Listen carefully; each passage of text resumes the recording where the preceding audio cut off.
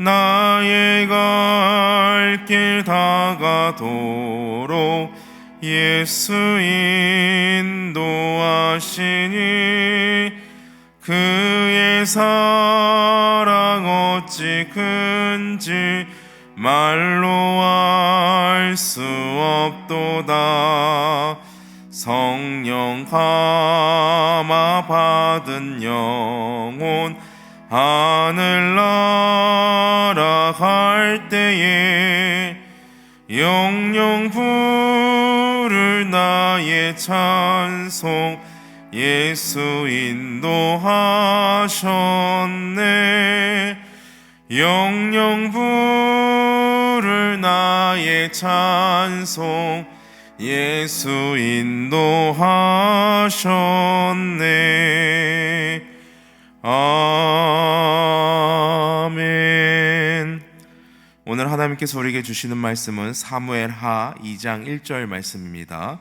구약성경 사무엘하 2장 1절, 구약성경 464페이지입니다.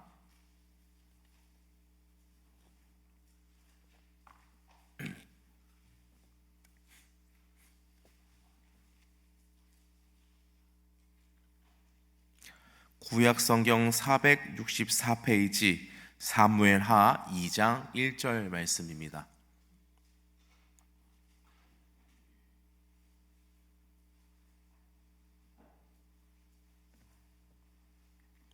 한 목소리로 함께 합독하겠습니다.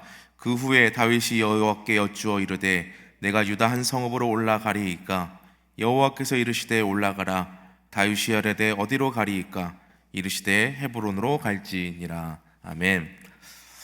어제 다윗과 사울의 가장 큰 차이가 여호와를 의뢰하는가, 그 차이라고 말씀을 드렸죠. 그리고 그 각자의 3대로 다윗은 여호와를 의뢰하여 시글락에서 빼앗겼던 자녀를 다 찾습니다.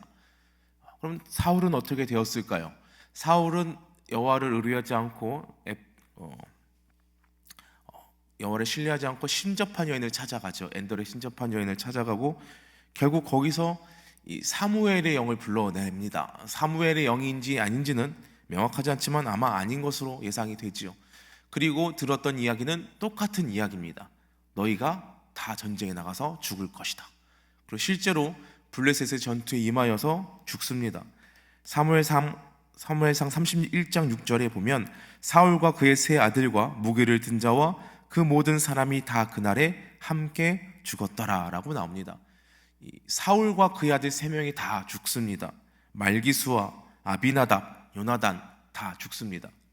그런데 그 중에서 중요한 것이 있는데 요나단이 죽었다라고 하는 것입니다. 요나단은요, 사무엘이 직접 기름 부어준 사람입니다. 그 말은 사울의 후계자로 이미 정해졌다라고 하는 거죠. 왕과 태자가 전쟁에 나가서 죽었습니다. 비극이죠. 그럼 이 비극이 다윗에게 주는 의미가 무엇일까요? 첫째는 다윗에게는 일단 10년 동안의 도망자 생활의 종지부가 찍혔다라고 하는 것이죠. 사무엘상 21장부터 도망을 치거든요. 10장 넘게 도망을 치는데 그 10년 넘은 도망자 인생이 끝났습니다. 왜냐하면 일단 사울 왕이 죽었기 때문이죠. 그의 아들도 죽었기 때문입니다. 뒤집어서 다윗에게 기회가 왔습니다. 왜 그럴까요? 다윗 이전까지는 유명하고 사람들에게 존귀함을 받던 사람입니다. 왕이 죽었고 후계자도 죽었습니다. 그럼 기회가 생긴 거죠. 어제는 위기일 때 어떻게 사는가가 중요한가 했다면 오늘은 기회가 있을 때 어떻게 살아야 되는 것을 다윗이 보여줍니다. 어떻게 행동을 할까요? 1절 말씀을 제가 다시 한번 읽겠습니다. 그 후에 다윗이 여호와께 여쭈어 아뢰되 내가 유다 한 성읍으로 올라가리이까? 여호와께서 이르시되 올라가라. 다윗이 아뢰되 어디로 가리이까? 이르시되 헤브론으로 갈지니라. 다윗 하면 항상 많이 나오는 말 있죠. 오늘도 나왔습니다. 여쭈어 아뢰되. 제가 지금 사무엘상을 한 4번 정도 설교를 했는데요, 다윗이 나올 때면 항상 등장하는 말이 있습니다. 다윗이 여호와께 여쭈어 아뢰되. 다윗은요 항상 묻습니다. 여호와 하나님, 내가 어떻게 할까요? 어디로 갈까요? 지금요 누워서 떡 먹기입니다. 왜냐하면 그 권력의 공백이 생겼습니다. 실제로요 이 사울 왕이 죽고 요나단이 죽었습니다. 그러면 후계자가 한 명 남습니다. 이스보셋이라고 하는 한 명 아들이 남습니다. 4명의 아들 중 3명이 죽었으니까 당연히 왕좌는 나머지 아들에게 가야겠죠. 그런데 왕위에 오르기까지 5년이 걸립니다. 사울이 죽고 5년 동안은 권력의 공백이 생깁니다. 그 말은 요나단의 아들, 그러니까 사울왕의 손자, 그리고 사울왕의 아들, 그 외에 권력 있는 사람들끼리 이 혼란한 정국이었다는 겁니다.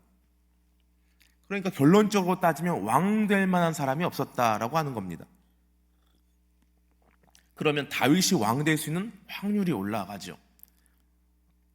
그런데 아주 이 결정적일 때 다윗이 한 행동은 이성적으로 판단해서 나가는 게 아니라 또 묻습니다. 하나님, 제가 어떻게 할까요? 하나님, 지금 제가 무엇을 해야 할 때일까요? 왜 다윗이 이렇게 고백할 수 있을까요? 다윗이 지은 시편, 여러분이 잘 아는 시편에 보면 시편 23편 4절에 보면 내가 사망의 음침한 골짜기를 다닐지라도 해를 두려워하지 않는 것은 주께서 나와 함께 하심이라. 주의 지팡이와 막대기가 나를 안위하시나이다 라는 고백이 있습니다. 이게 다윗의 인생 고백이죠. 여기서 핵심이 뭡니까? 목동 생활을 할 때 보니까 목자가 가면 양이 쫓아가는 것처럼 여호와는 나의 목자이기 때문에 나는 어느 상황이든 괜찮습니다. 나와 함께하기 때문에 사망한 음침한 골짜기를 다녀도 상관이 없습니다. 실제로 골짜기를 다녔습니다. 도망자 생활에 가장 많이 지냈던 것은 골짜기입니다. 실제로 광야는 골짜기가 많고요, 굴이 많습니다. 여러 굴을 방황했지요. 도망 다녔습니다. 10년 동안 살았습니다. 그때도 사무엘상 18장 4절에 보면 여호와께서 그와 함께 계시니라 라고 기록합니다.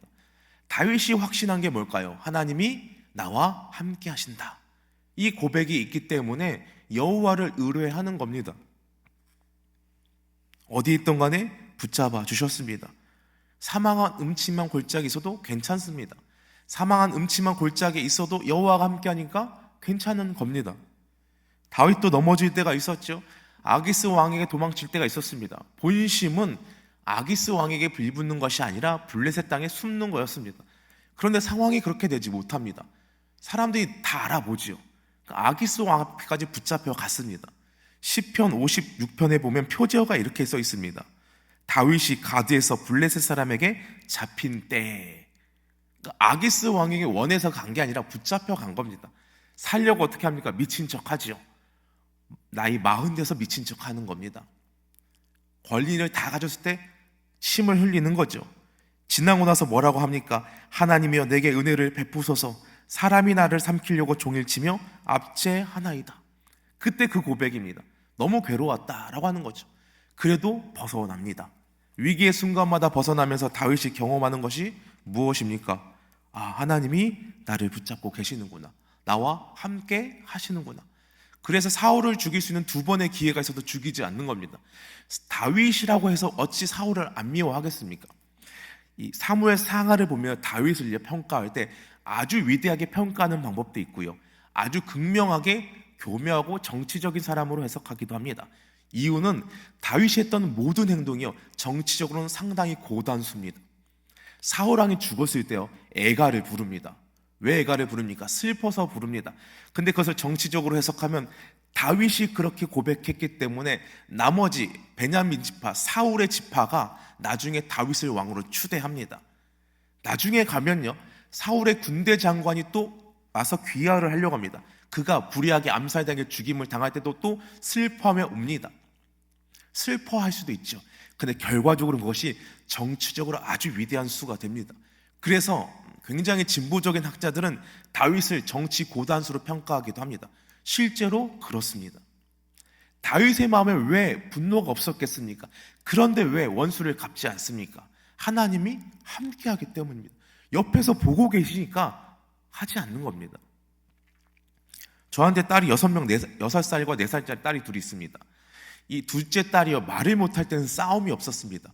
근데 이 아이가 말을 하기 시작하면서 싸움이 시작됩니다. 왜 그럴까요? 고발을 하기 때문이죠. 와서 아빠, 언니가 나를 때렸어. 아빠, 언니가 나를 밟았어. 확인할 길이 없습니다. 그리고는 웁니다. 그러면 첫째도 억울하죠. 왜요? 밟은 적이 없으니까요. 때린 적이 없습니다. 그러면 둘이 울기 시작하면요, 정신이 없습니다. 판결을 못 내립니다. 왜 그럴까요? 옆에 없었기 때문이죠. 그래서 둘이 같이 있으면 뒤에서 쳐다보고 있습니다. 그러면 사건이 일어나죠. 분명히 일어납니다. 둘 중 한 명가 분명 건드렸습니다. 그런데 제가 볼 때 뭘 봅니까? 의도성을 보죠. 일부러 했는가? 아니면 우연인가?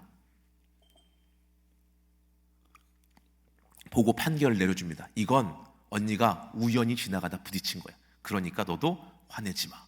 이건 언니가 잘못했네. 이건 네가 잘못했네. 판결을 내려줍니다. 함께 한다는 게 뭘까요? 저는요, 아이 키우면서 많이 느끼지만 보고 지켜보고 있다는 거죠. 안다는 겁니다. 억울한 것도 아는 거죠. 그럼 원수를 누가 갚습니까? 하나님이 갚으죠. 아빠가 보고 판결을 내립니다. 이건 네가 억울해야 될 일이 아니야. 우연히 일어난 일이야.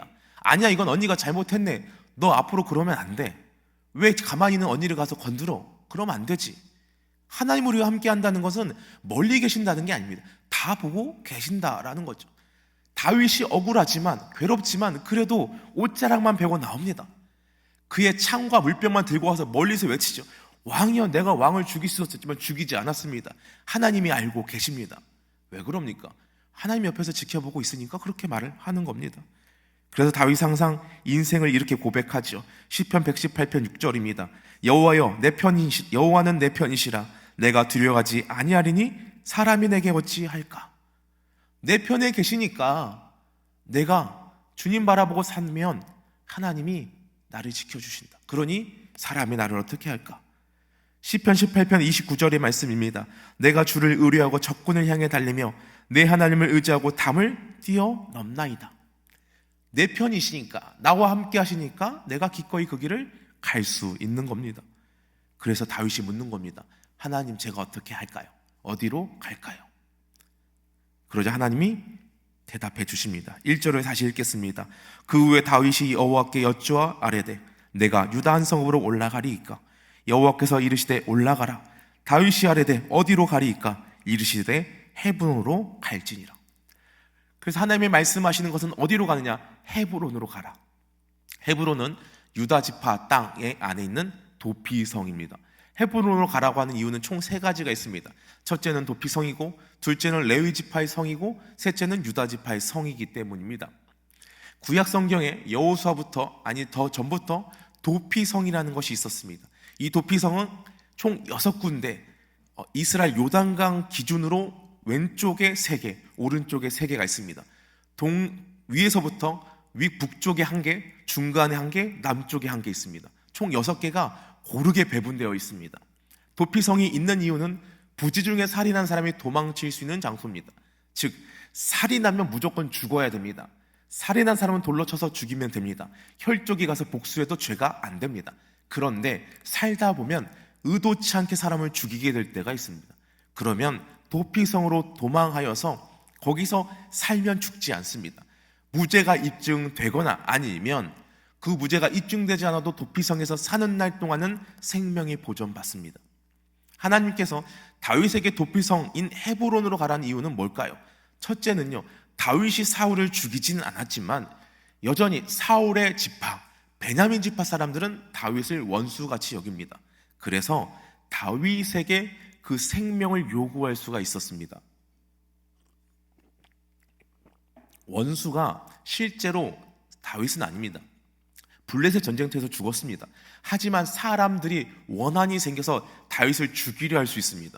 생명의 위협을 받을 수도 있고 억울한 일이 생길 수도 있습니다. 그런데 도피성에 들어가면 그런 일이 생기지 않습니다. 그래서 헤브론으로 가라는 겁니다. 두 번째는 유다 지파 땅입니다. 다윗은 유다 지파 사람입니다. 즉 같은 지파 사람의 품 안에서 있으라고 하는 겁니다. 이전까지 어디 있었습니까? 시글락이라는 곳에 있었습니다. 블레셋 땅입니다. 그런데 이제는 유다 지파 땅 가운데서 하나님이 머물라고 하십니다. 셋째는 레위 지파 땅입니다. 도피성은요, 각 지파에 있어서 6군데가 있지만 소유는 레위 지파의 소유입니다. 사울왕은요, 제사장을 다 죽였습니다. 그래서 아비아달만 살아남았는데 그 아비아달을 다윗이 보호하고 있었습니다. 그때부터 레위 지파 사람들은 다윗을 은인처럼 여기죠. 즉 그 땅에 가면 존귀함을 여길 수가 있습니다. 그리고 그 땅에 가자 어떤 일이 일어났을까요? 오늘 읽지는 않았지만 4절에 가면 이렇게 나옵니다. 유다 사람들이 와서 거기서 다윗에게 기름을 부어 유다 족속의 왕으로 삼았더라 라고 나옵니다. 그 땅에 갔더니 유다 지파 사람들이 와서 하는 말이 우리 왕이 되어 주소서. 유다 지파는요, 이스라엘 지파에서 가장 강력한 지파입니다. 유다 지파 혼자서 다른 지파를 다 상대할 수도 있습니다. 그만큼 거대한 지파인데 헤브론에 갔더니 유다 지파 사람들이 와서 하는 말이 당신이 우리 왕이 되어달라고 하는 겁니다. 결론적으로 어떻게 됩니까? 다윗에게 가장 좋은 일이 되었죠. 유다 지파에서 7년 6개월 왕을 합니다. 그리고 나중에 어떻게 됩니까? 이스라엘 전체의 왕이 됩니다.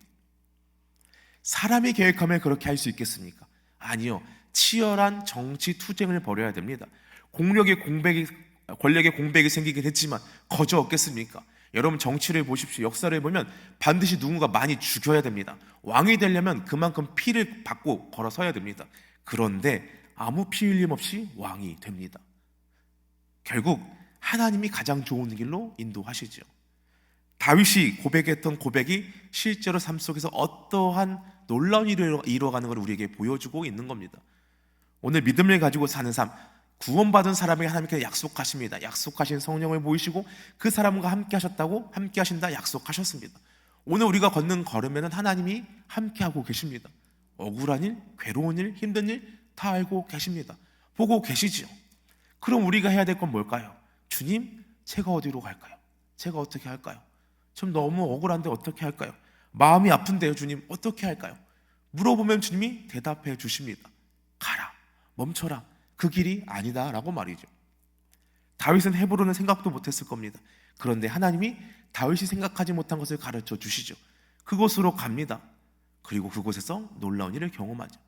지금 눈에 보이는 기회를 놓칠 수도 있습니다. 가장 좋은 기회일 수도 있죠. 하지만 하나님이 보기에는 그것은 대단치 않습니다. 하나님이 준비한 것은 더 크고 위대하죠. 그리고 다윗은 결국 왕이 되었습니다.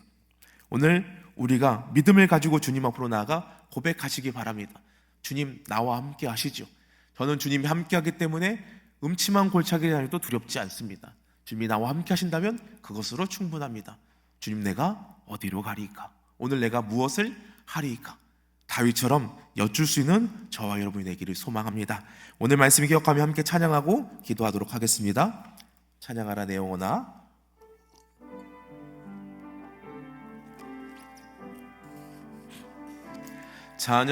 찬양하라 내 영혼아.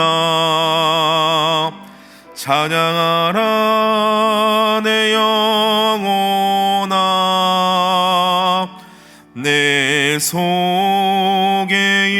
있는 것들아 다 찬양. 기도하라 내 영혼아. 기도하라 내 영혼아. 기도하라 내 영혼아. 내 속에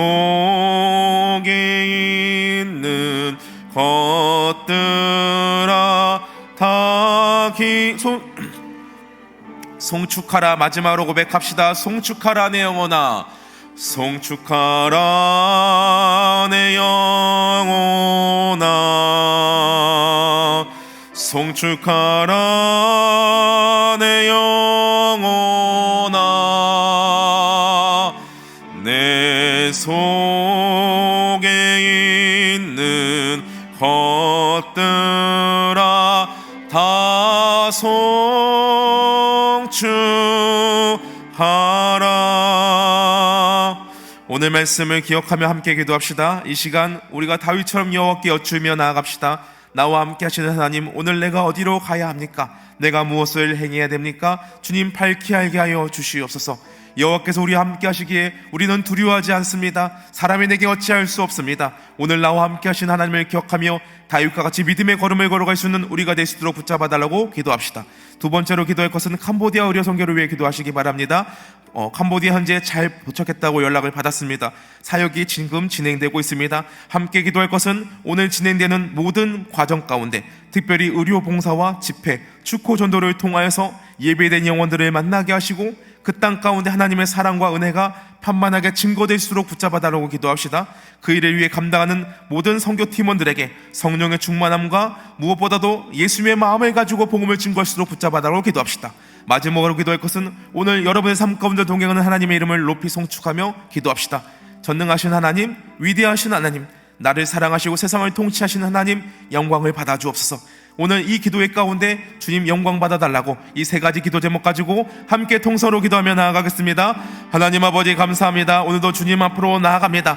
다윗과 같이 주님을 신뢰하며 나아가는 우리의 심령 가운데 믿음을 더하여 주시고 여호와를 신뢰하는 가운데 의뢰하는 모든 자들에게 오늘도 답하여 주시옵소서.